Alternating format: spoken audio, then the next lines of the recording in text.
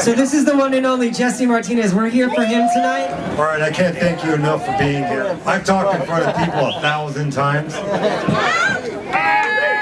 but I've never really talked in front of a neighborhood where I live and brought up and born. So it's kind of weird. I could say I really think, I'm really stoked that everybody's here, and I'm kind of shocked in a way. Don't get all mushy. Oh, I'm not. You know, feels nothing. One thing I get asked a lot from people is, why do I do what I do? And I always stop them right away. And I go, no, it's not me, it's we. Yeah. I don't, you know, what I do, I can't do without you out here. It'd be impossible. So, the financial burden would be way too heavy, but the donations I get from people all the time make it incredibly easier for me. And that's why I tell people I got the easy job.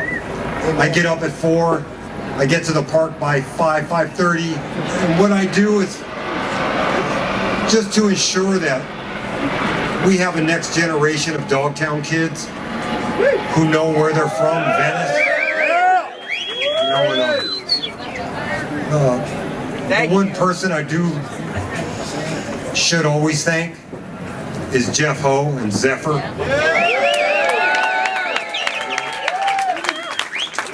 Because without them and the whole Zephyr team showing us how to skate, how to act, and how to be, this would be maybe a whole different neighborhood. We all know Dogtown started in Santa Monica. We all know that. You know.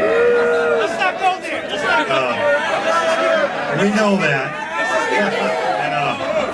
And, there's a few old Dogtown boys that always remind me of that. And I always tell them that's okay. You know, we just, let's just say we gave it a little boost. I don't know, a boost. There you go. Yeah. We boosted it. One thing I'd like to say is, everybody who was involved with getting the skate park, which the list is extremely long.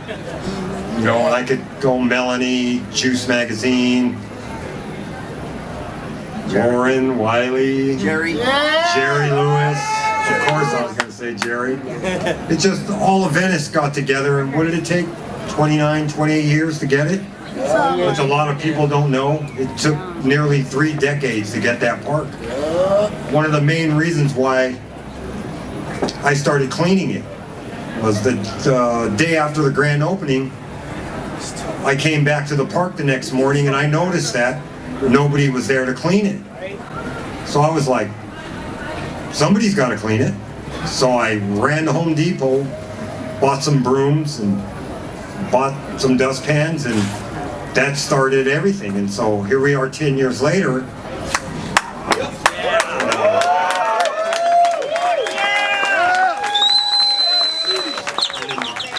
entire decade of being of taking care of that park for the city.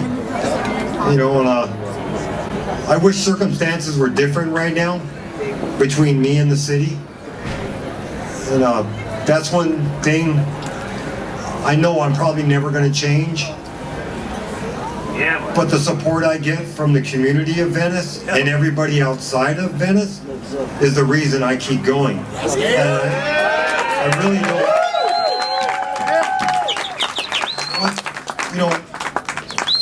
What the city thinks of me, we don't want to come to an agreement, really doesn't matter anymore at this point. And I've come to terms with, well, what I do for the city of Venice, and I do for the city of Los Angeles. It has nothing to do with the city officials liking me or making an agreement with me once again. It just, it took a while for me to realize that.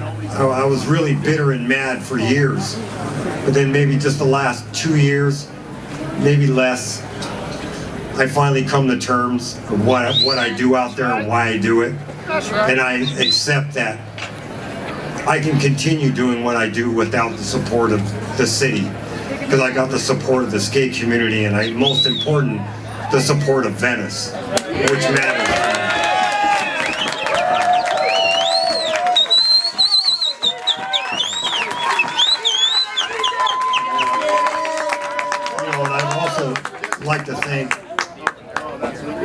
Jonathan Penson and Diana Lerner, who started the movie with me. You know, one of the strange things about the Made in Venice movie, Take Bonnie's shot. Jonathan kind of tricked me into that. It was supposed to be a 15-minute little documentary thing, which evolved into this hour-long, 3-year escapade to make a movie. And since I'm in my own neighborhood, I don't mind saying it, I've never seen anything I'm in.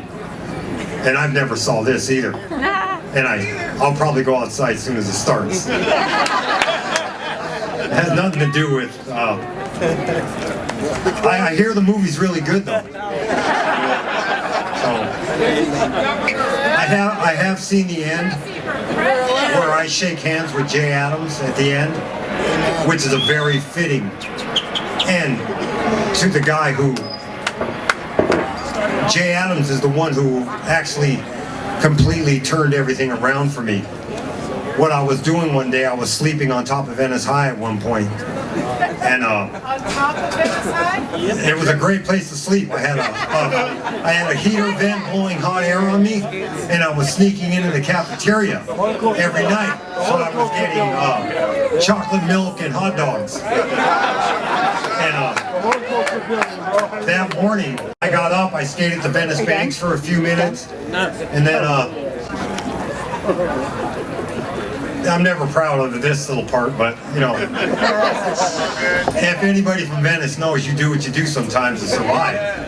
And what I was doing, I was on my way to do something to make money. You know, most likely something dumb. I never robbed houses, never robbed anybody, but I saw your bike, I'd probably take it like an idiot. And I was on my way to do something to make money so I could eat. And just do, you know, and out of nowhere, this guy pulls up in a car, and he goes, "Hey, you!" And I turn and look, and I go, "Oh shit, that's Jay Adams." Because everybody knew, if you're from Venice, you knew who Jay Adams was. And you knew the whole Zephyr team by then. And that's when Jay Adams goes, "Hey man, I see you skating around Venice all the time." And what you gotta understand is at that point, it was a real low point for skating of that era, 81, 82. Skating was like in this so-called dead slump.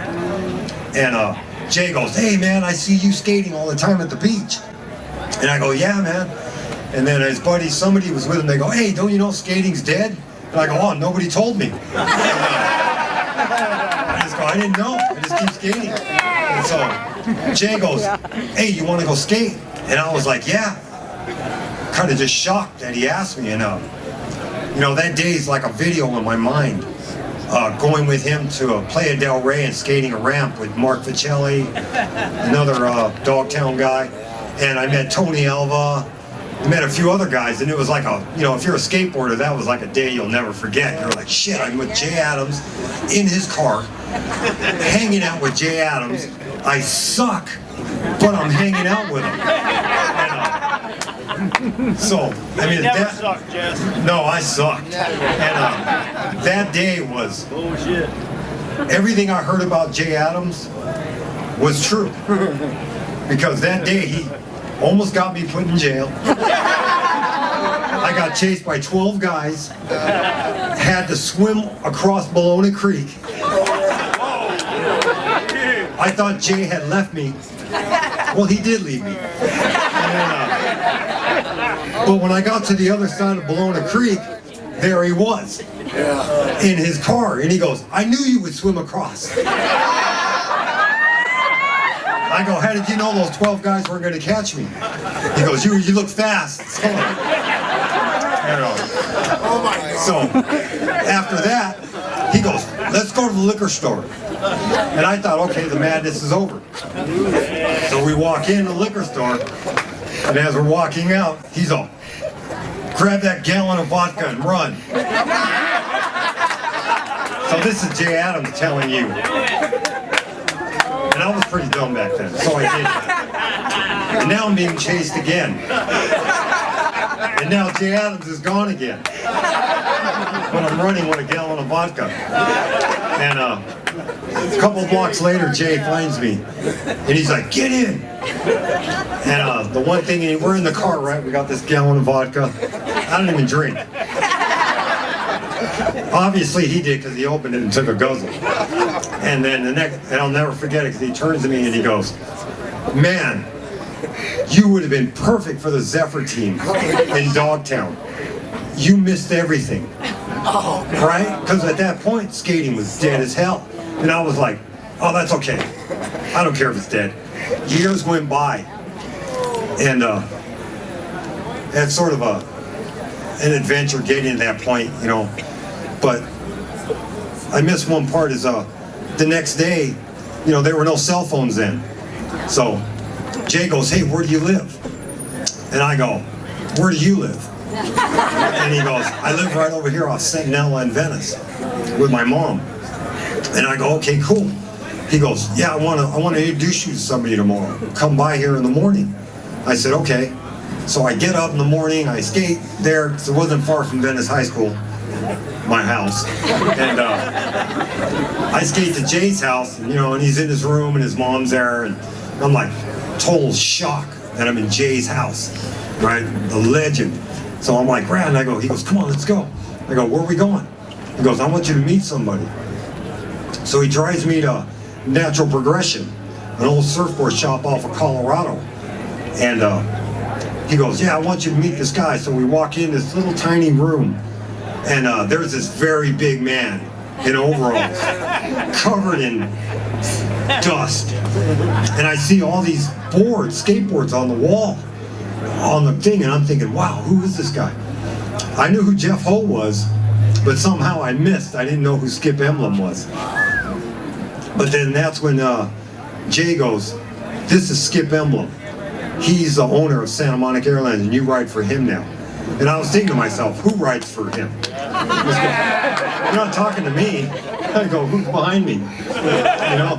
Because I don't know what he was thinking, but he puts me on the, you know, Skip goes, "Yeah, you ride for me now." He goes, "If Jay says you're good enough, you ride for me." And I was like, kind of shocked. And first time I ever got free wheels. You know, Skip goes, "Here's some Pal Peralta bone wheels, big giant monsters." Just a lot of the old skaters know what they were, like 70-something millimeter, like truck wheels.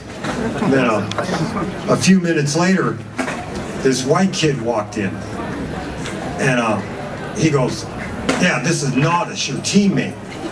And I'm thinking, "Nodis? What the hell is that?" He goes, "No, that's his name, Nodis Compass." And I was like, "Oh, that's your name." I go, "Oh, I'm sorry, man, I'm Jesse." And then he took me out front and showed me when he ollied a Coke can. And in that moment, I mean, Jay, maybe, you know, I did tell him later in the years but I didn't really express how grateful I was for him stopping me in the street that day and changing everything. I wouldn't be right here right now. This movie wouldn't be here right now. And I wish he was still alive so I could really thank him for what he did for me. Because there was only one direction I was going, and that was to jail. Though I went to jail many times as a pro skater. But I definitely was not heading in this pro direction that he put me in that skateboard. And I wish I could thank him. And I wouldn't be here, the movie wouldn't be here, you guys wouldn't be here. So, if I could thank Jay Adams, I would, you know.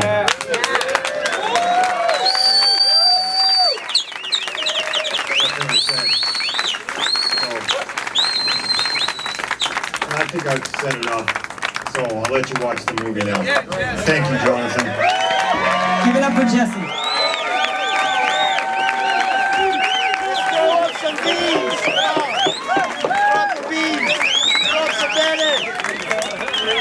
All right, everybody.